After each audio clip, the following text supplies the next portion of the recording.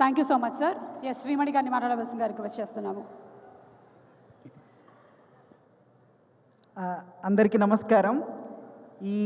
నేను ఏదైనా మాట్లాడే ముందు ఒక 2 లైన్లు పాడాలనుకుంటున్నాను.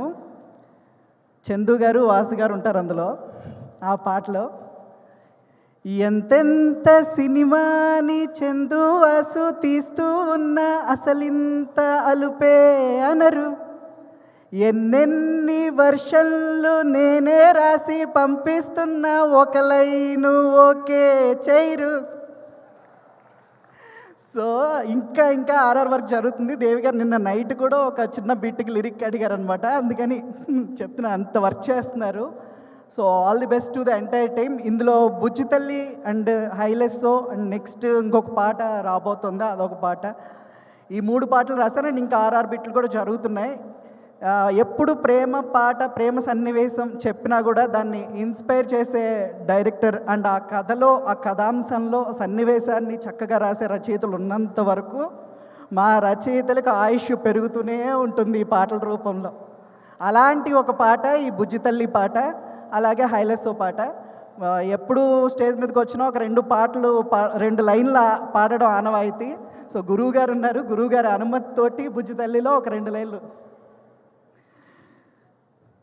గాలిలో ఊగిసలాడే దీపంలా ఊగిసలాడే నీవు సందకనా ప్రాణం, నల్లని మబ్బులు చుట్టిన చీకటిలా చీకటి కమ్మెను నీ కబురందకనా లోకం, సుడిగాలిలో పడి పడి లేచే పడవల్లే తడబడుతున్నా నీకోసం వేచుందే నా ప్రాణం.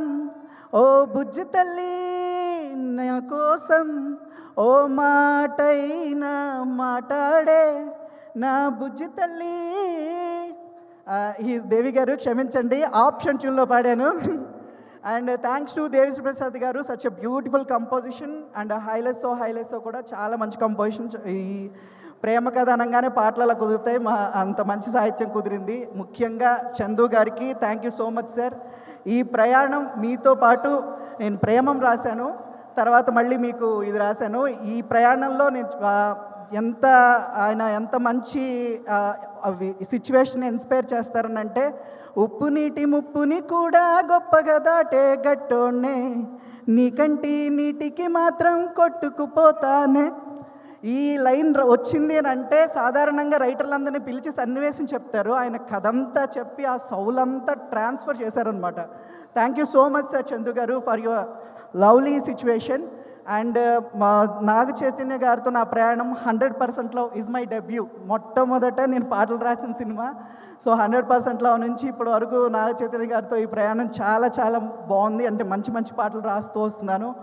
అలాగే ఆదిత్య మ్యూజిక్ వాళ్ళు 17 years అయిందంటున్నారు. అసలు ఆదిత్య మ్యూజిక్ వాళ్ళ ద్వారానే మళ్ళీ నా మొదటి పాట రిలీజ్ అయింది. సో వాళ్ళకు కూడా ఈ సందర్భంగా శుభాకాంక్షలు తెలియజేస్తున్నాను.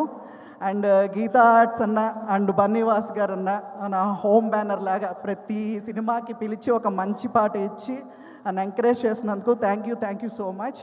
అందరికీ శుభాకాంక్షలు. And entire the team all the best. February 7th థియేటర్లో కలుద్దాం.